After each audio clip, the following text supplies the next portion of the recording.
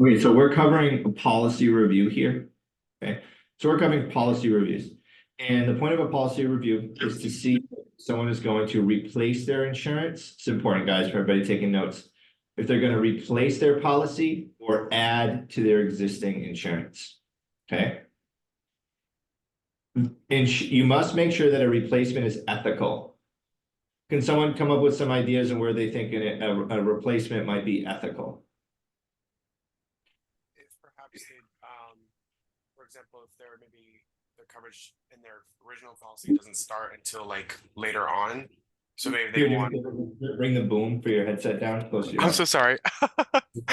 My bad. If the policy, like the current policy they have, if it doesn't go into effect until later on, and maybe they want coverage now, that could be Yep, so ethical. if they're in a return of premium provision and they get a day one benefit essentially is what you're saying, right? Yeah, sorry. That's fine, no problem, no, good question. Yeah, that's perfect, yeah, you just, yeah, so if they're in one of those positions where they have a policy that has a graded death benefit or return of premium, and we can get something that kicks in the day they make their first payment, then that's usually grounds for a replacement. Anyone else want to give an example of what they think may be an ethical replacement? Change of age, maybe? It's gonna- So maybe they're getting older and the term policy price is going to increase and they want something for final expenses where like a whole life would be better. Is that what you mean? Yes. Yeah.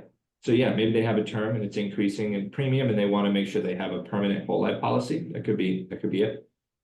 Another thing is if we can get them a whole life policy of the same type, that gives them more insurance for less money or more insurance for the same money.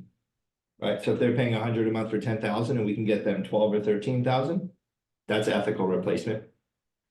Unethical replacement is if you put someone into a return of premium policy.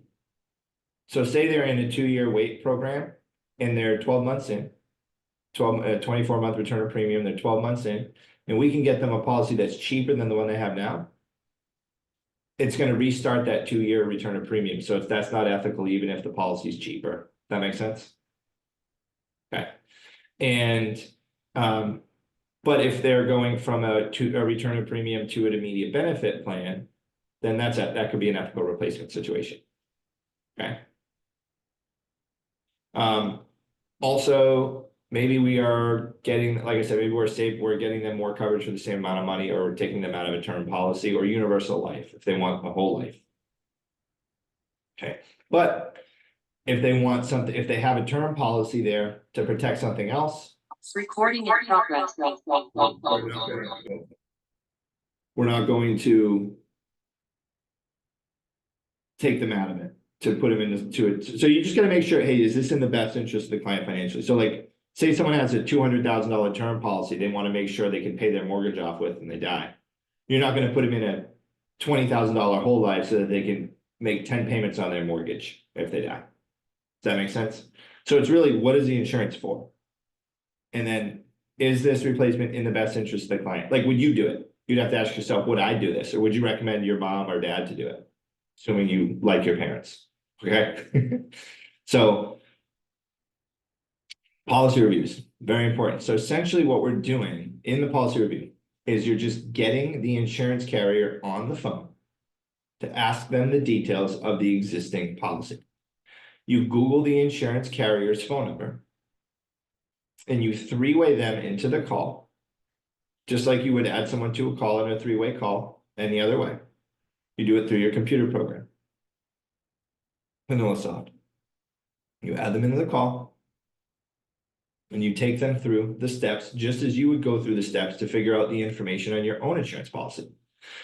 So usually there's a customer service department. So say they have, XYZ insurance company. You Google XYZ insurance company, life insurance company, customer service, phone number. Comes up, you call that number, and then you follow the prompts to go to the customer service department. Okay. Now, some interesting things can happen. Those customer service reps can sometimes be jerks, right? As we all know, sometimes customer service reps, they may have had a bad day or something. Maybe, Betty got them decaf, half calf instead of you know, the double espresso, and their day is just off. They wanted to whip that half calf at Debbie's face, but they didn't. They held back, so now they're taking it out on you guys, the insurance agents. Now, that's happened where I've called before, and they've been like kind of really hesitant with giving information to me. And the person on the phone, the client's like, no, give them the information. And they're like, and they're like, you know what, cancel these policies. I found out one time this lady, she had like $600 in premiums through one company. She didn't even know. She thought she had like one policy. She's paying $600 a month. And she canceled them all and then ended up getting insurance with me. Now, I think she ended up getting less coverage for the same amount of money, but she was so pissed at them, she told them, she's like, cancel all my policies right now. I don't want these.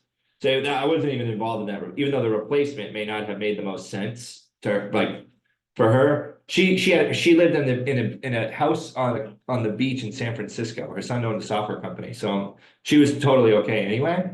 But you know, yeah. So, which is not your typical final expense client, right? She's like, I don't tell them I got these policies. You better not. I'm like, I'm not. Trust me. So, you might find some things out. You want to ask some things like, what's their monthly premium? You need to gather information needed to accurately evaluate if the policy that you're going to present them is something you're going to add to their current insurance portfolio or replace. So you need to know how much they pay for it and how much coverage they have, right? What else do you guys think you have to ask? You can check your script there too. You can cheat. It's fine.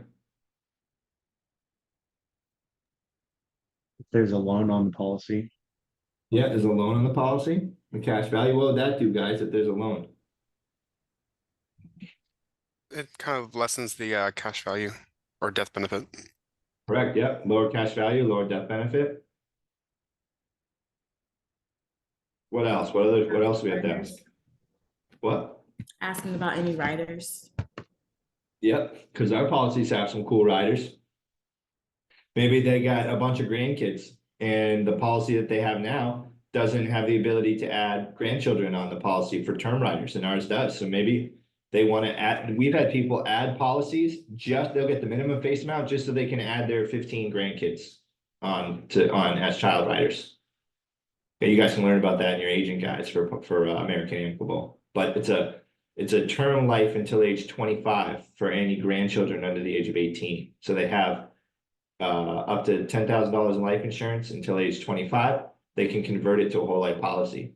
So a lot of grandparents know the value of getting their grandkids life insurance, but they may not be able to afford to buy them all whole life policies. All right. So exactly, riders. What's another rider that maybe the policy may or may not have? With the terminal illness policy, a writer. Yep. Terminal illness. What else? Accidental death. Correct. I had someone, I used to not offer accidental death because I think it's a waste of money.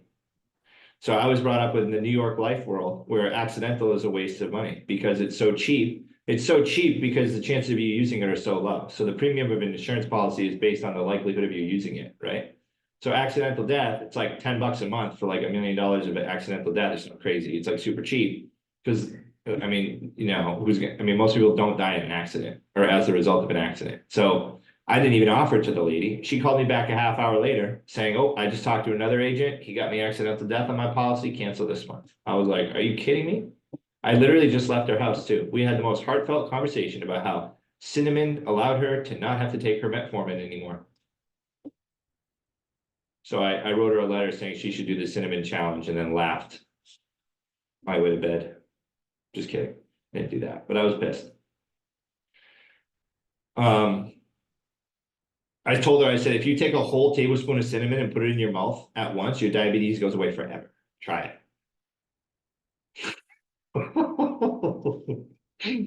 I'm kidding. But yeah, it's pretty cool. So cinnamon increases insulin sensitivity. Fun fact. What else do we ask about the policy? What else? I'd say Maybe. would it be important to know if it's lapsed or close to lapsing?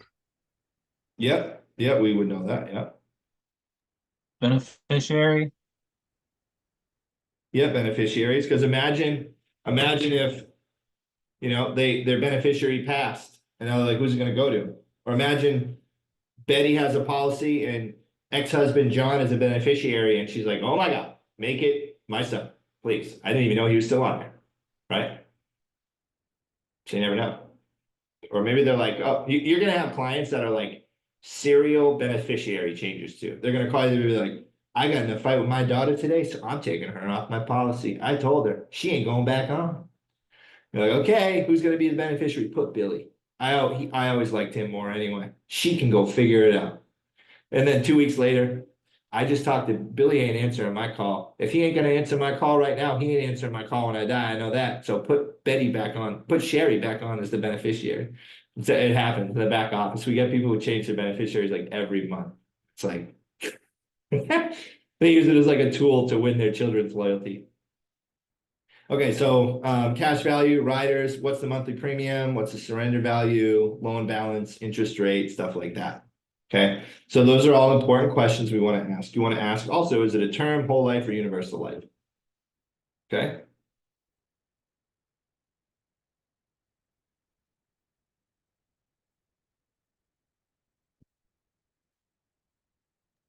One question on. Yeah. One question on top of this. So we were talking about replacement. Obviously, a policy review is super helpful for that. But I imagine a policy review for wanting to add coverage would still be helpful. I just wonder if the policy review would change at all if the person's not really interested in moving away from that and just wants to add more. You mean should you still do one? Well, I'm assuming it would still be helpful, but maybe not, but maybe done in a different way a little bit. I don't know. Well, you want to do it because I've had it come up where they don't have what they think they have. And I've had it work Yeah. both ways. So I've had someone think they have more coverage than they have, and I've had someone think they have less coverage than they have. I had And a if they're lady willing one to time- add coverage and it's a bad policy that they have, then you might get all of that business. Yeah, yeah, and also, like I had a lady, she's like, oh, I want